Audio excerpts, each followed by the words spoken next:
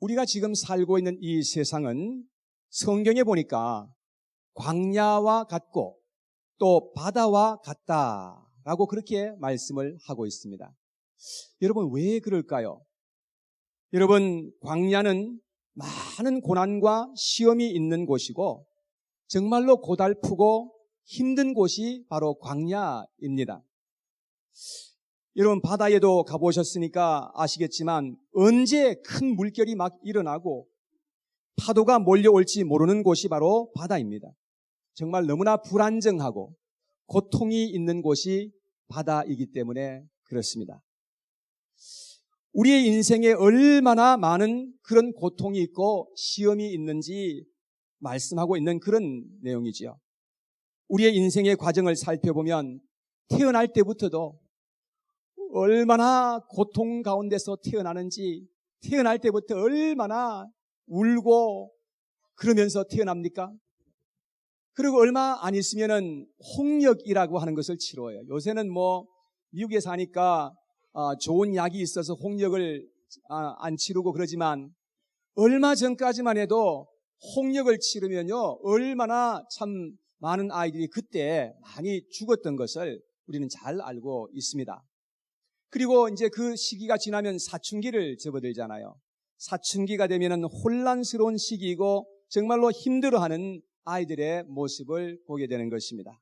그리고 사회인이 되게 되면 얼마나 많은 문제와 어려움을 경험하면서 살아가는지 알 수가 없습니다. 그러다가 이제 중년기가 되면 중년의 위기가 또 찾아옵니다. 여러분, 그런데 이런 많은 그런 어려움들이 우리의 인생 속에 있지만 이러한 어려움들은 빙산의 일각일 뿐인 것입니다. 수많은 질병에 걸려서 사람들은 고통하면서 살아갑니다. 수많은 사고가 있고 수많은 위험을 통과하면서 우리는 매일같이 이 세상을 살아가는 것입니다. 인간관계에 갈등이 있고 수많은 유혹의 위기가 항상 우리 앞에 다가오는 것을 우리는 경험하게 되는 것이지요. 사랑하는 여러분, 이러한 환경에서 살아가는 모든 사람들은 다 행복하기를 원합니다. 그런데 그들의 바람과는 멀게 행복한 순간은 너무나 짧고 많은 수고와 슬픔과 고통 속에서 살아가게 되는 것을 우리는 경험하고 있는 것입니다. 그래서 시편 90편 10절에 모세는 이렇게 말했습니다. 다 같이 한번 읽어볼까요? 시작. 우리의 연수가 70이요 강건하면 80이라도 그 연수의 자랑은 수고와 슬픔뿐이요 신속히 가니 우리가 날아가나이다. 참 우리의 인생 속에서 수고와 슬픔이 가득한 그런 세상인 것임을 그는 말하였던 것입니다. 솔로몬이라고 하는 사람이 있는데 그분은 전도서 5장 17절에 이렇게 말했습니다. 다 같이 시작. 일평생을 어두운 데에서 먹으며 많은 근심과 질병과 분노가 그에게 있느니라. 여러분, 이것이 우리의 인생이라고 하는 것입니다. 이런 인생을 우리가 이 세상에 살아가는데 참 많은 그런 고통이 따라오는 그런 세상에서 살아가고 있습니다. 제가 얼마 전에 도표를 하나 그려서 여러분들에게 보여드렸었는데 여기에 보면 우리의 인생은 이 가나안에서 시작해서 애굽으로 갑니다. 애굽에서부터 시작해서 또 이제 여기서 우리가 다시금 가나안으로 돌아오는 이 여정이 있다는 것입니다. 이것이 우리 인생이라는 것입니다. 우리 하나님에서부터 시작해가지고 이 세상에 왔다가 다시금 하나님께로 돌아가는 우리의 인생인 것입니다. 여러분, 그래서 우리는 이 지금 현재 애굽 땅에 지금 살아가고 있는 것입니다. 이 많은 사람들이 이 세상에 살아가고 있는 거죠. 이 세상에 살아가는 사람들은 반드시 이 세상에서 하나님을 만나야 되는 겁니다. 하나님을 만나고 복음을 만나서 십자가를 통과해야만 한다는 거예요. 여기에서 만일 우리가 이 애굽에서 하나님을 만나지 못하고 살아가게 되면 그러면 우리는 큰 불행 중에 불행을 당하게 된다는 것을 제가 말씀을 드렸습니다. 그래서 우리는 하나님을 여기서 만나고 이 하나님의 은혜로 이 홍해 바다를 건너야 되는 것입니다. 건너서 우리가 가장 먼저 만나는 것이 무엇입니까? 광야입니다. 지금 우리가 하나님을 믿는 사람들 이 광야의 생활을 지금 하고 있는데 이 광야의 생활이 얼마나 힘든 여정인 것임을 우리는 성경을 통해서 알 수 있고 우리의 삶을 통해서 경험하면서 살아가게 되는 것입니다.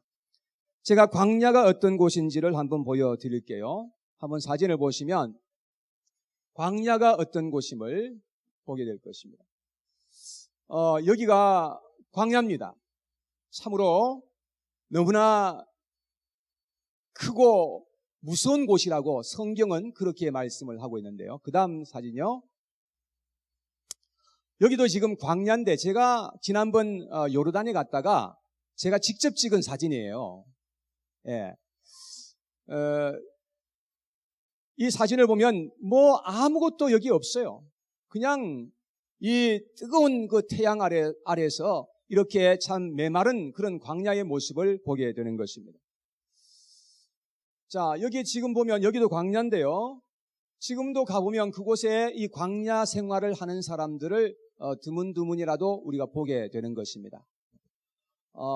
그래서 우리가 그곳에 가서 사진을 찍었는데 광야 체험을 했습니다. 제 머리가 원래 이렇게 큰 건 아니고 이거 만드신 분이 지금 제 머리를 이렇게 크게 만들어 주셨습니다.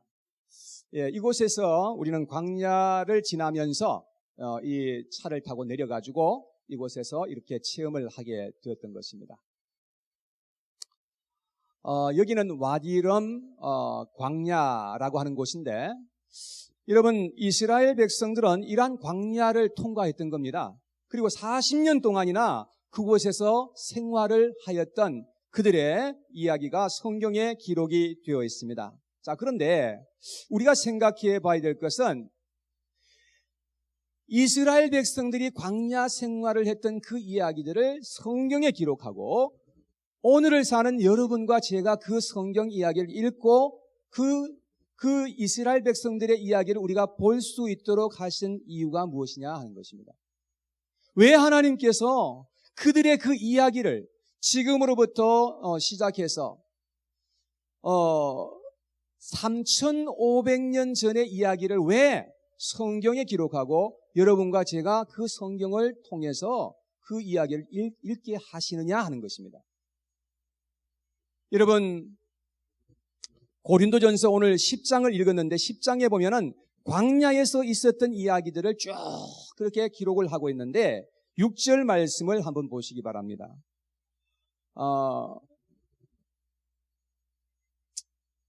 10장 6절 말씀에 보면 이러한 일은 우리의 본보기가 되어 우리로 하여금 그들이 악을 즐겨한 것 같이 즐겨하는 자가 되지 않게 하려 함이니. 이것은 우리의 본보기로서 하나님께서 미리 이렇게 기록하셨다는 사실을 우리에게 말씀합니다. 그래서 우리가 그들처럼 악을 즐겨하지 않도록 그렇게 주님께서 우리에게 말씀을 해주신 것입니다. 그 다음에 11절 말씀에 내려가서 같은 내용인데요. 11절에 보니까 그들에게 일어난 이런 일은 본보기가 되고 또한 말세를 만난 우리를 깨우치기 위하여 기록되었느니라. 우리가 이제 이 세상에 살아갈 때에 우리의 본보기가 되게 하시고 우리로 하여금 깨닫게 하기 위해서 하나님께서 이렇게 말씀을 성경에 기록하셨다라고 이렇게 기록하고 있는 것입니다.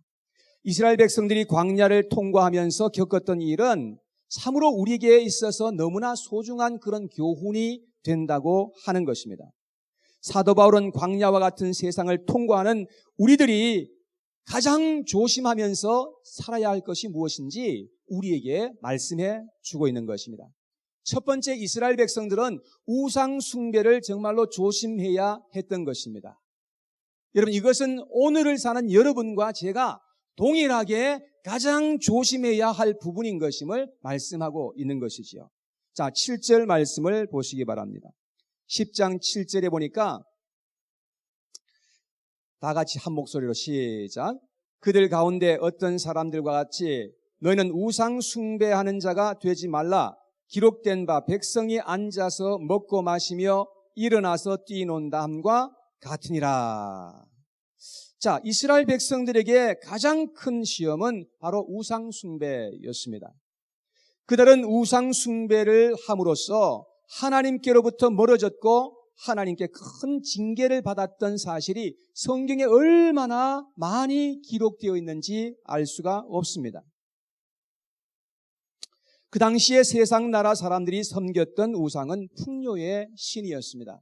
이집트의 신도 그랬고 가나안 땅의 신도 그랬고 풍요를 그들에게 약속해 주는 신들이었습니다. 그래서 이스라엘 사람들은 당장에 풍요하기를 원했고 복을 받기를 원했습니다. 그래서 그들은 하나님도 섬겼지만 우상을 섬기고 그렇게 살았던 것입니다. 이와 같이 오늘날도 너무나 많은 사람들은 자기 자신을 부인하고 자기 십자가를 짊어지고 하나님을 따라가기보다는 지금 당장에 얻을 수 있는 풍요와 성공과 더 나은 삶을 추구하고 있는 것을 보게 되는 것입니다. 그러므로 말미암아서 하나님을 예배하는 것이 우선이 아니에요. 하나님을 찾고 구하는 것이 먼저가 아닙니다. 하나님을 따르는 것을 최고의 가치로 여기지도 않습니다. 입술로는 하나님을 믿는다고 그렇게 말하면서 더 많은 부를 얻기 위해, 더 큰 성공을 얻기 위해서 하나님을 나중으로 제쳐놓고 살아가는 것입니다. 여러분, 이것을 가리켜서 우상 숭배라고 그렇게 말했습니다. 지금 우리가 가장 1순위로 경계해야 하는 것이 바로 이 우상 숭배인 것입니다. 우리는 여기에서 큰 교훈을 얻어야 합니다. 하나님 제일주의, 하나님 중심주의로 철저히 마음의 무장을 하고 오직 하나님만 섬기는 저와 여러분들이 다 되었으면 참 좋겠습니다. 두 번째 우리가 조심해야 할 것이 무엇입니까? 그것은 음행입니다. 8절 말씀을 보겠습니다. 다 같이 8절 시작. 그들 중에 어떤 사람들이 음행하다가 하루에 23,000명이 죽었나니 우리는 그들과 같이 음행하지 말자. 우상 숭배 다음으로 많이 범하는 죄가 바로 음행이라는 그런 말이죠. 마귀는 사람들로 하여금 음행하게 하고 더럽게 살아가게 하는 그러한 역사를 일으킵니다. 이렇게 살아가게 되면 우선은 재미가 있고 짜릿할 겁니다. 그러나 영과 혼과 몸을 깊이 타락시켜서 사람들을 황폐하게 만들어버리는 것입니다. 성경에 보니까 예수님께서는 이 세대를 말하기를 악하고 음란한 세대라고 그렇게 말했습니다. 여러분, 우리가 사는 이 세상이 지금 얼마나 음란한 세상인 것 여러분 보십니까? 성적으로 얼마나 타락하고 자유하며 음란한지 이루 말로 다 할 수 없는 그런 더러운 세상이 되고 말았던 것입니다. 너무나 많은 사람들이 외도를 일삼고 포르노에 중독이 되어서 살아가고 있는 것입니다. 여러분, 이것이 바로 마귀의 역사인 것입니다. 우리 주 예수 그리스도를 믿는 사람들은 절대로 음행 가운데 머물러 있어서는 안 된다고 성경은 말씀하고 있습니다. 우리는 하나님께로 돌아와서 의와 거룩함으로 살고 그 가운데 행할 때 어떠한 은혜와 어떠한 기쁨을 하나님께서 우리에게 주시는지를 우리가 배워야 한다는 사실인 것입니다. 사랑하는 여러분, 우리는 세상에서 얻는 재미보다는 하나님께서 주시는 기쁨과 은혜를 얻고자 그렇게 우리가 살아가야 할 줄로 믿습니다. 우리는 세상에서 주는 기쁨이 있지만 물론 세상에서 우리가 주는 그 기쁨도 우리가 다 무시하고 살라는 그런 뜻이 아니죠. 세상에 주는 기쁨도 있지만 그것보다 더 우리가 원해야 되는 것은 하나님이 주시는 그 기쁨을 더 원해야 한다, 그런 말씀인 것입니다. 세 번째, 우리는 주를 시험하지 않도록 조심해야 하는 것입니다. 9절 말씀을 보겠습니다. 9절 말씀에 다 같이 시작. 그들 가운데 어떤 사람들이 주를 시험하다가 뱀에게 멸망하였나니 우리는 그들과 같이 시험하지 말자. 자, 성경에 보니까 하나님은 어떤 고난이나 환경을 통해서 사람들을 시험하시는 그런 하나님이시라고 그렇게 말씀을 하고 있습니다. 정말로 너가 하나님을 믿고 신뢰하는지 신뢰하지 않는지 그런 것들을 하나님께서 시험하신다, 그런 말씀인 것입니다. 그런데 사람은 하나님을 시험해서는 안 될 것을 말씀했습니다. 여러분과 저는 절대 하나님을 시험해서는 안 된다는 말입니다. 자, 그러면 우리가 어떻게 하나님을 시험하는 것이겠습니까? 이스라엘 백성들이 광야에서 살아갔던 그 모습을 보면 그들에게 어려움이 임하고 험한 길이 나타나고 위기 상황 가운데 있을 때에 하나님을 그만 불신하는 그들의 모습을 우리는 보게 되는 것입니다. 그래서 불신의 말을 막 했어요. 아주 험악한 그런 말을 막 그냥 하였던 것을 볼 수가 있습니다. 자, 민수기서 21장 4절 5절 말씀입니다. 다 같이 시작. 백성이 호르산에서 출발하여 홍해 길을 따라 에돔 땅을 우회하려 하였다가 길로 말미암아 백성이 마음이 상하니라. 백성이 하나님과 모세를 향하여 원망하되 어찌하여 우리를 애굽에서 인도하여 내어 이 광야에서 죽게 하는가? 이곳에는 먹을 것도 없고 물도 없도다. 우리 마음이 이 하찮은 음식을 싫어하노라. 이들은 말하기를 우리를 애굽에서 인도하여 내서 이 광야에서 하나님이 우리를 죽게 하는구나. 하늘 만나를 보고서 이 하찮은 식물을 우리가 싫어한다 하면서 정말로 이 불신의 말을 막 하였던 것을 볼 수가 있습니다. 출애굽기서 17장 7절 말씀에 다 같이 한번 읽어볼까요? 시작. 그가 그곳 이름을 마사 또는 무리바라 불렀으니 이는 이스라엘 자손이 다투었으며 또는 그들이 여호와를 시험하여 이르기를 여호와께서 우리 중에 계신가 안 계신가 하였음이라. 여러분, 이스라엘 백성들은 어려움을 당했을 때에 하나님이 계신가 안 계신가 이 불신하였던 것입니다. 환경이 어렵다고 고난스럽다고 하나님을 불신하는 것이 바로 하나님을 시험하는 것임을 이렇게 말씀을 하고 있는 것입니다. 사실 우리가 깨닫고 보면요, 우리가 고난 속에 있을 때에 하나님은 하나님께서 우리에게 마음을 더 쓰시고요, 더 가까이 하시는 하나님이신 것임을 알 수가 있어요. 그런데 사람들은 그것도 모르고 믿음이 없이 그냥 하나님 앞에 원망하고 불평하고 악평을 늘어놓는 그런 모습을 우리가 보게 되지 않습니까? 이러한 행위가 얼마나 믿음이 없는 것이며 하나님의 마음을 노하게 하는 것임을 우리는 성경을 통해서 깨닫게 된다는 말인 것입니다. 자, 고린도전서 10장 10절 말씀에 10장 10절 말씀에 한번 같이 읽어보겠습니다. 시작. 그들 가운데 어떤 사람들이 원망하다가 멸망시키는 자에게 멸망하였나니 너희는 그들과 같이 원망하지 말라.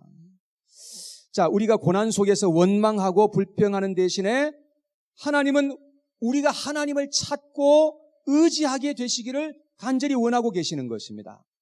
그래서 우리가 하나님이 누구신지, 하나님은 과연 우리 가운데 어떻게 행하시는 분이신지 우리가 알게 되기를 얼마나 원하시는지 모르는 것입니다.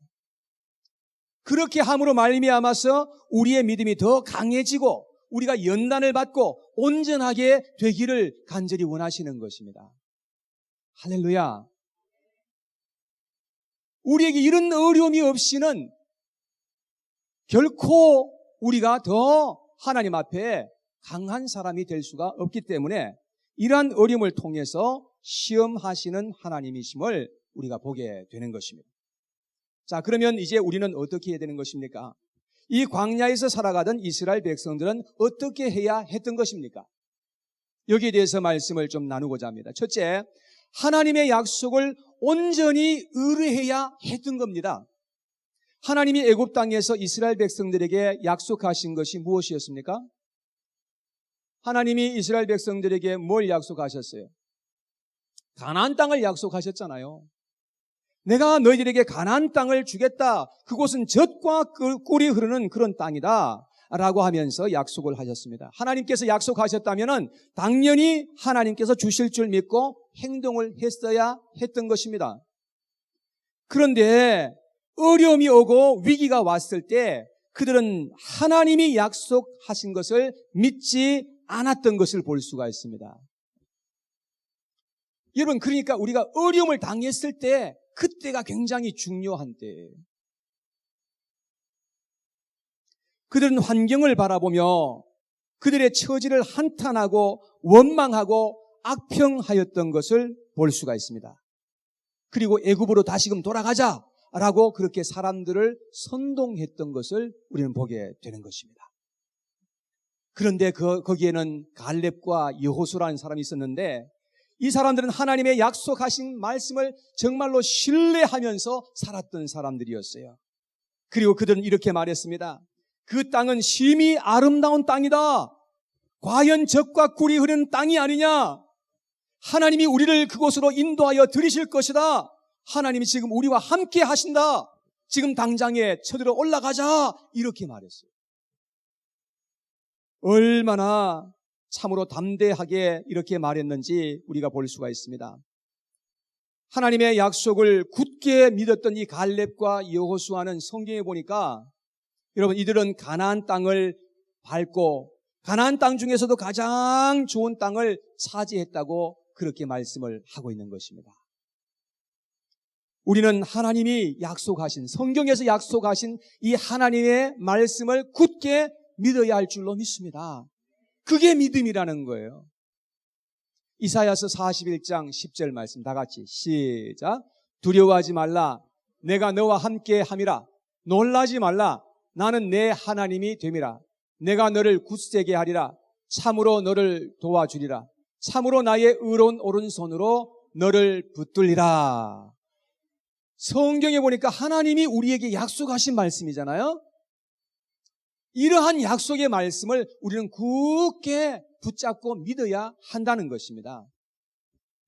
고린도전서 10장 13절 말씀 다 같이 시작. 사람이 감당할 시험밖에는 너희가 당한 것이 없나니 오직 하나님은 미쁘사 너희가 감당하지 못할 시험당함을 허락하지 아니하시고 시험당할 즈음에 또한 피할 길을 내사 너희로 능히 감당하게 하시니라. 하나님은 여러분과 제가 감당하지 못할 시험은 아예 허락하지 않는다고 말씀하십니다. 만약에 우리가 이 시험을 감당하지 못할 것 같으면 하나님께서 피할 길도 우리에게 내실 것이라고 말씀을 하시는 거예요. 이러한 하나님의 약속의 말씀을 우리가 굳게 믿고서 우리가 담대하게 앞으로 나아가야 한다는 말씀인 것입니다. 이러한 저와 여러분들 되었으면 좋겠습니다. 여러분, 그래서 우리는 하나님의 약속하신 말씀을 온전하게 의지해야 된다는 거예요. 두 번째는 우리는 이 세상에 살아가는 동안에 천국을 소망해야 하는 것입니다.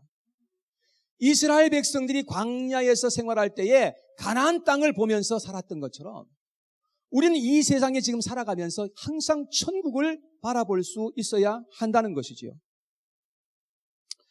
이와 같이 우리는 이 세상에 살아갈 때에 내가 언젠가는 죽을 것이다. 저 요단강을 언젠가는 건널 거다. 그러면서 그 후에 천국에 옮겨가서 살아갈 것을 소망하면서 이 세상을 살아야 한다는 것을 말씀하신 것입니다.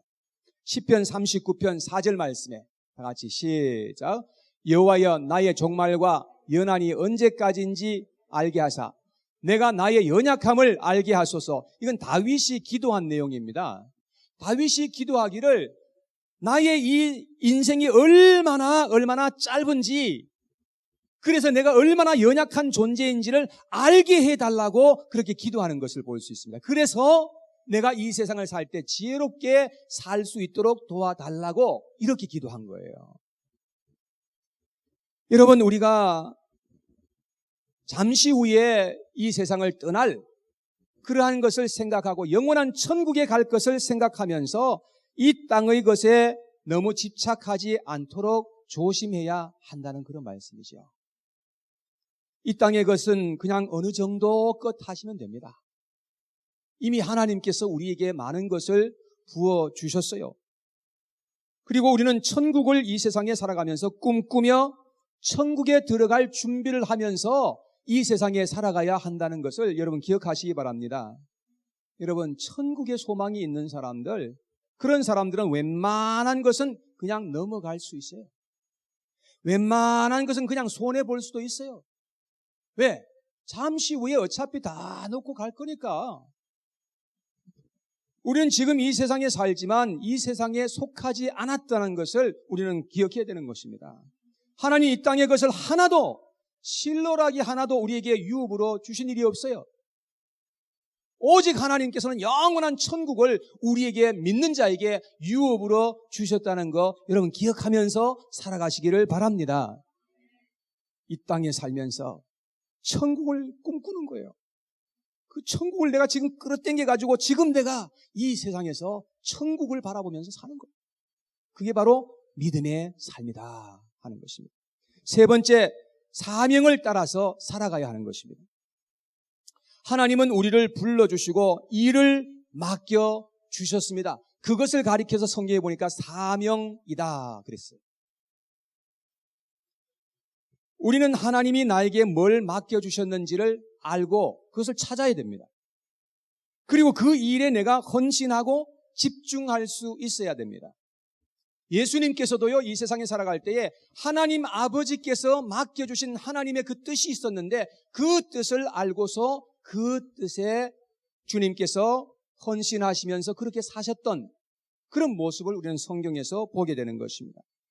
하나님이 무엇을 우리에게 맡겨주셨든지 그 일이 우리에게 있어서 본업이 되고 그 일이 가장 중요한 일이 되도록 하여야 되는 것입니다.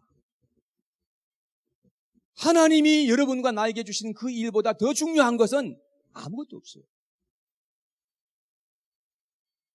그래서 우리는 이 세상에 살아갈 때에 사명 붙들고 사명을 따라서 살아가야 할 줄로 믿으시기를 바랍니다.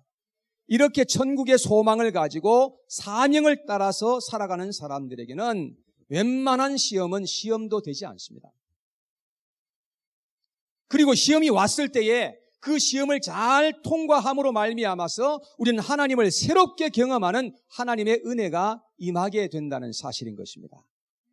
사람들이 천국에 소망도 없고 사명도 없이 살아가기 때문에 아주 조그마한 것 가지고 다 시험에 들고 넘어지게 되는 것입니다. 하나님은 모든 것이 합력해서 선을 이루도록 하여 주시는 그런 하나님이요, 하나님께서 그렇게 약속하셨다는 이 사실을 우리가 생각하면서 우리가 믿음으로 이것 또한 하나님의 뜻이 있겠지 라고 우리가 믿을 수 있는 그런 마음이 되어야 한다는 것입니다. 그리고 경건한 자를 하나님께서는 시험에서 건져주시리라 약속했으니까 반드시 하나님께서 건져주실 거야 라고 믿으면서 우리가 나아가는 거예요. 야고보 사도는 야고보서 1장 12절에 이렇게 말씀했습니다. 다 같이 시작. 시험을 참는 자는 복이 있나니 이는 시련을 견디어낸 자가 주께서 자기를 사랑하는 자들에게 약속하신 생명의 면류관을 얻을 것이기 때문이라. 자, 여기에 보니까 우리는 시험에 드는 자가 아니라 시험을 참는 자가 되어야 한다. 왜? 참는 자가 복이 있는 자이기 때문에. 시험을 견디고 이겨낸 다음에는 하나님이 주시는 상급과 면류관이 있다라고 이렇게 말씀을 하고 있는 것입니다. 그래서 우리는 시험을 잘 이겨내야만 이런 놀라운 은혜를 우리가 경험하면서 이 세상에 살아갈 수가 있게 되는 것입니다. 여러분, 그래서 예수님께서도 우리에게 가르쳐 주셨잖아요.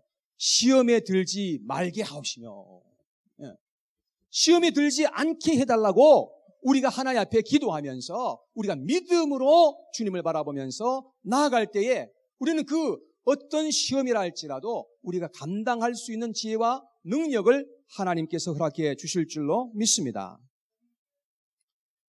사랑하는 여러분, 우리에게 어떤 시험이 지금 닥쳐온다 할지라도, 앞으로 어떠한 환난과 어려움이 닥쳐온다 할지라도 우리는 시험이 올 때에 잘 이기고 통과해서 하나님께서 주시는 상급과 면류관을 받고 더욱더 성숙하고 정말 축복된 그런 하나님의 백성들로 이 세상을 살아가시는 저와 여러분들 되시기를 바랍니다. 할렐루야.